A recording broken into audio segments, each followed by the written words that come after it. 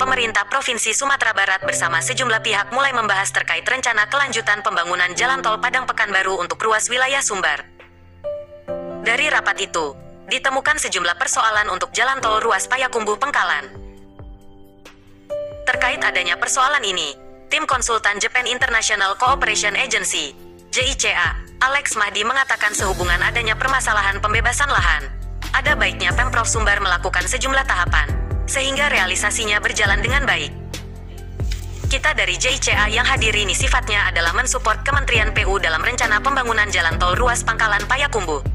Jadi untuk persoalan lahan, JICA menyarankan harusnya dimulai dulu dari tahap perencanaan, tahap persiapan, dan tahap pelaksanaan.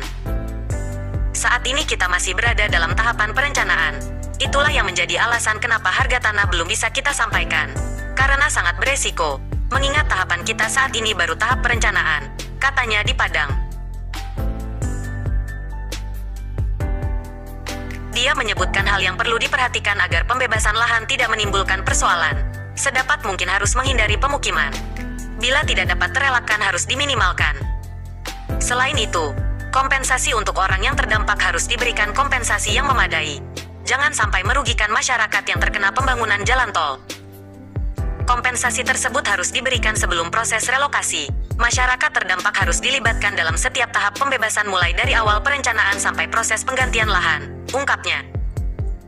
Alex menyatakan hal yang demikian penting untuk jadi pertimbangan lingkungan dan sosial, untuk diterapkan pada saat pembebasan lahan ruas jalan tol Pangkalan Payakumbuh. Jika ada masyarakat yang bertanya terkait nilai tanah, kami tidak bisa menjawab.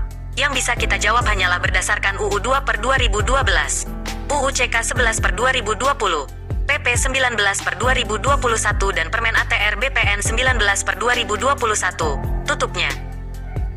Menanggapi hal ini, dari pihak PT Hutama Karya Iza Aulia menyampaikan sebelum pengerjaan dimulai, ada 2 dokumen yang dibutuhkan selain dari saran JICA yaitu AMDAL dan LARAP.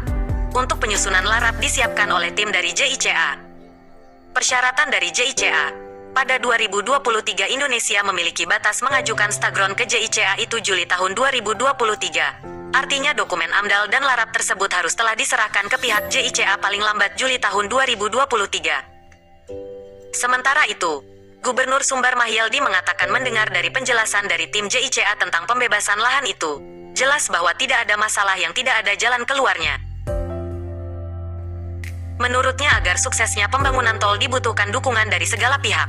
Mahyaldi berharap peran aktif dari Ketua DPRD untuk membantu mensosialisasikan terkait pembangunan jalan tol tersebut. Dikatakannya sampai saat ini Pemprov Sumbar hanya mempunyai 1 tim percepatan pembebasan lahan tol yaitu tim yang diketuai oleh Wakil Gubernur dan tidak ada tim-tim lain. Saya memang sangat berharap pembangunan jalan tol di wilayah Sumbar ini bisa berjalan dengan baik.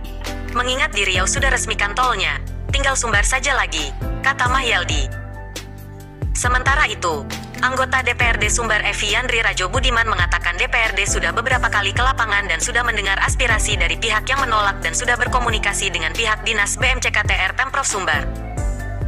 Dia menyebutkan masyarakat yang menolak telah menyampaikan kepada Komisi V DPRD Sumbar bahwa mereka bukan menolak, tapi hanya meminta pengalihan trase, karena alasan takut situs adat dan budaya, makam dan rumah adat, yang terdampak.